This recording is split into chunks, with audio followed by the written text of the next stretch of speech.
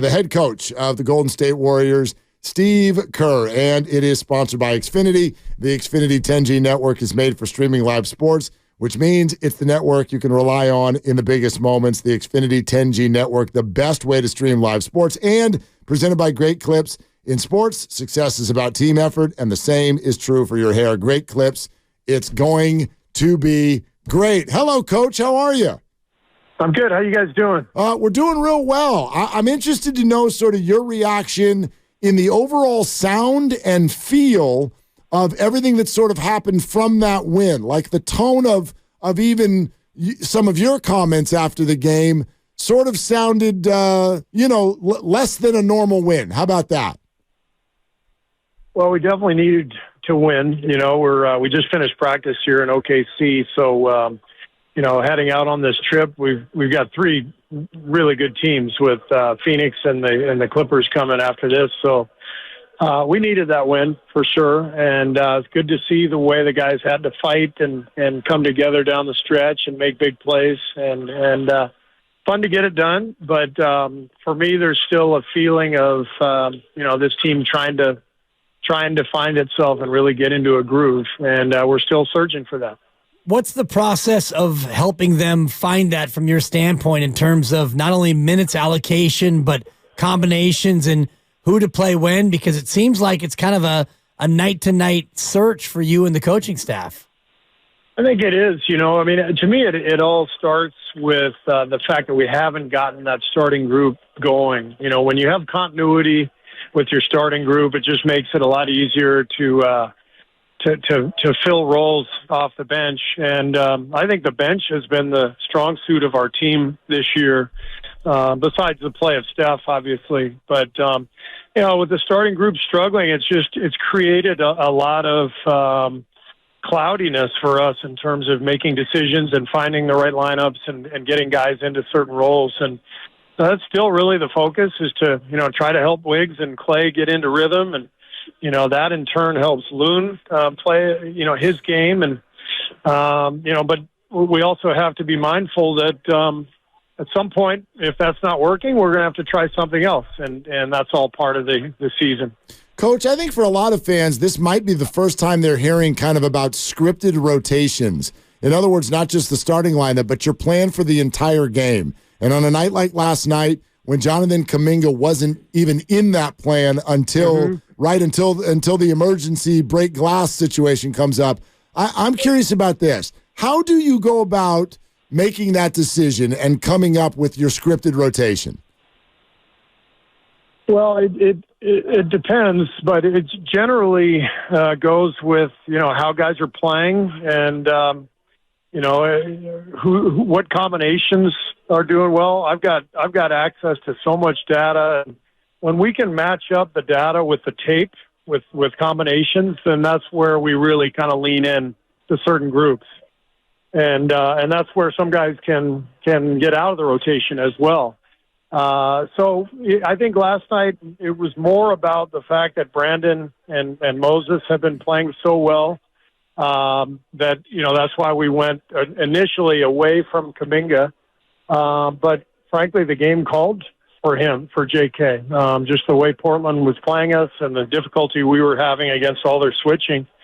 So we went to him, and this is, kind of what you love to see from young players. You test them, you see, can you handle this? And when a guy responds the way JK did, it's a great sign. And, that's also how you earn minutes. So, it's not a simple process, but you go by feel and you go by performance and try to reward guys and challenge them. And, all of that happens in the spirit of the 82-game season, where you're trying to improve your team and you're trying to develop your players too. I thought Jonathan showed great growth last night in being able to take being on the bench for 2.5 or so quarters and then come in and play that well. I thought that was great progress for him. When you look at your scripted rotation, for lack of a better way to describe it, are you looking mainly at 9 guys as your sweet spot? Because Jonathan kind of landed in that 10 spot last night. Right. We've played 10 most of the year. And frankly, I'd prefer 9 just because it allows guys to play a little bit more and to find a little better rhythm. You have shooters who aren't sitting on the bench for quite as long. Those are all the factors that go into the decisions. But we've played 10 most of the season. Frankly, the way JK played last night, we probably go back to 10 again tomorrow. But again, I think the issue for us in kind of finding our way has more to do with the starting unit, because there's a ripple effect from there. If those guys can play well, play together like they have the last 2 years, that's basically the group that won the championship a year and a half ago, with that starting lineup. Now we're able to sort of see roles develop and really develop into a good solid team that can string together some wins. But if you look at the 21 games we've played, we're a game under 500. Our point differential is almost exactly even.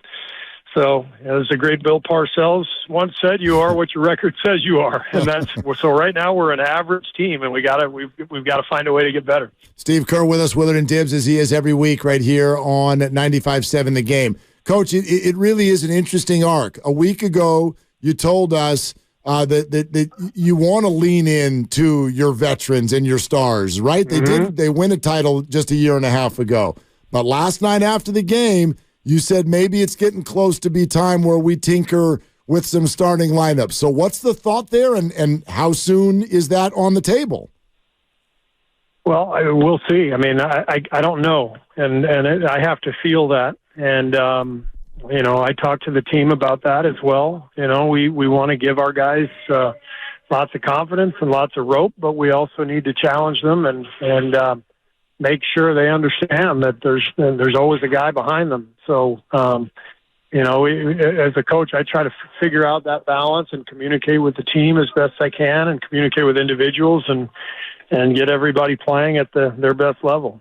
It seems most difficult with Klay right now, and last night is recency bias to highlight 3 for 13 and 1 of 8 from 3, but Klay's had a little bit of a scuffle this season, yet he's the kind of guy who can only shoot himself out of a slump. So how do you, as the head coach, parse in your own mind the best way to manage Klay Thompson when he goes through these struggles? Just keep encouraging him to take good shots. That's the biggest thing. When he starts to struggle, he generally takes tough shots because he's forcing the issue. Klay's an amazing player, one of the great shooters of all time. People are going to commit two guys to him all the time. They're going to try to pressure him everywhere. That alone softens things up on the other side of the floor. And so I just constantly try to help Klay take good shots and recognize that, if they're committed to defending him the way they are, then that's good for our team too. Coach, it's interesting. I want to sort of piggyback on the compliment that Dibs gave Kuminga, because you said, you mentioned to us last week that Kuminga can sometimes get down, and he he very, very firmly didn't last night. So how would you kind of describe the maturation that you see there? Just growth. This league is tough. I mean, it's really, really tough. There's so much on the line for all these guys. Their families are depending on them. You have a short career, a short span of time where you can, make your family comfortable, and with the financial rewards, and obviously players have personal goals they want to reach, and all of this has to happen within the context of a team winning games, and so this is all about players learning that balance, figuring out how to really commit to the team, but also understand that when they do that, they're also going to benefit individually. And it's a lesson a lot of young players have to learn, and JK is no different.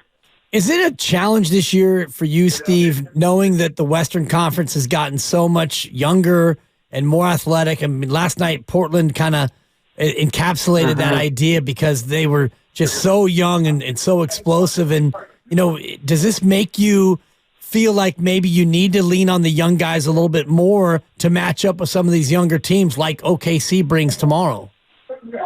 Yeah, every team's a little different, and that's the thing that that I always think about is, matchups dictate almost everything, unless you have a really dominant two-way team, which, we've had in the past. But, we have not had that this year. We've got different guys that can make us better on one end of the floor, but maybe not the other. And so in that context, you're trying to find combinations that, support each other and balance things out. And when it's not easy to find that balance, then sometimes you just have to go game to game with matchups. Steve, maybe this is a stupid question, but you've played this team already 3 times. The winning team has had 141, 128, and 130. Why are the games so high scoring when you play the Thunder? Well, both teams are explosive, and, they like to stretch you out. They've got, 7-footer and Holmgren who can shoot threes and who can get to the rim. So they put a ton of pressure on you, and you have to be able to withstand that for 48 minutes. And, at the other end, our guys are confident that they can score on OKC, and so it's meant for some high-scoring, entertaining games. As much as you're trying to figure out combinations and lineups and rotations and minutes and all the rest, are you also kind of searching for the team's identity? You mentioned the point differential being just about 0. You're middle of the pack on both offensive and defensive rating, and also middle on pace. Are you still trying to figure out what is the best way for this group to go about playing and winning? I think we know the best way. I think we harp on it, every day, in terms of taking care of the ball and defending without fouling. Like, those are the 2 keys game after game. We're good at a lot of things. We're an excellent shooting team. We have continuity, so we have players who have been together for a long time in big games. So we can do a lot of good things. But generally speaking, when we struggle, it's because we're fouling or turning it over. So we know how we want to play. But we just, haven't built any momentum. We've lost 3 games that we kicked away. Easy for me to sit here and say, well, if we hadn't, we'd be 13-8, and everybody would say, oh, they're having a great season. At the same time, we did kick those games away for a reason. And so we've got to get better in a lot of areas, and I'm confident that we will. Talking with the Warriors head coach Steve Kerr on Willard and Dibs on 95.7 The Game. Coach, it was early in the year that you said the closing lineup might be fluid. Last night you indicate that maybe that might start with the starting lineup. And I wonder what the difference is between the two. Like, what differences are there in the way you go about determining starting lineup versus closing lineup? Closing lineup really depends on, how the game's going and who's playing well and that sort of thing. I mean, generally speaking, it's been, the same guys closing, for years, the same key guys. But, so you're really talking about one decision. Do you play Loon to go big? Do you play, Chris Paul or Wiggs to go smaller? So the end of the game is really you have everything that's happened before to determine your decision. I like to have the same starting lineup night after night for continuity's sake, and I've been searching for that as we've talked about. But if we don't show improvement, then we'll think about making a change in that regard too. The finishing lineup last night did not include Chris Paul. Is that because he's still trying to get back to 100% after missing time due to the nerve injury? No, it was just the read on the game and what we needed. Kuminga was playing great. I felt like we needed Wiggins' athleticism and defense, and so we just stayed with a bigger lineup. Coach, it's obviously not over yet, but as it's coming to a close, I wonder what your reflections are on the in-season tournament. I think it's been a huge hit. I don't know what happened today. Who won the first game? Indiana. Indiana did. Indiana beat them, yeah. Great for Indiana, great for their fans. I think great for the league. I think it's been exciting. I think it's added some intrigue. Something different. I think it's been a big hit, so I'm excited about it for next year. Just one follow-up on that. Last night felt like it was a little bit of an odd sort of squeezed in home game. Did you feel anything different from the crowd or the players, considering that game was only scheduled a week ago? No, I know our ticket people did a great job of getting tickets sold for the game because it wasn't on the schedule, and generally people plan ahead to buy tickets, and so it was awkward for our business side, but for us on the team, it really didn't feel any different. Let me shake it up with you a little bit here, Coach. Where's Shohei Otani going to play next year? I believe he's going to be a Giant. Whoa! Oh, wait! Whoa! Is this reverse psychology? Be honest with me. I will be dead honest. You're not going to believe me, but as a Dodger fan, I want him to be a Giant. I just think the rivalry is so great. Living in the city, I think it'd be so great for the energy. The ballpark's going to fill up. I'm for drama. I'm for excitement. The Giants have been so great, here in the Bay, and incredible rivalry. And when I tell you I hope Otani becomes a Giant, I actually mean it. I'm not trying to endear myself to the Bay Area fans. That was incredible next-level pandering, Steve, and I appreciate the transparency. He's taking his talents to South of Market, apparently. That's a dramatic turn of events. I didn't see you go in that direction. Well, hey, I got to run. I'm getting on the bus in OKC, so it's good chatting with you guys. All right, Steve. We'll talk to you soon. All right. We'll see you later. All right, there he goes. Steve Kerr on the move in Oklahoma City. Yeah. And on the move in the Otani Derby as well. Yeah.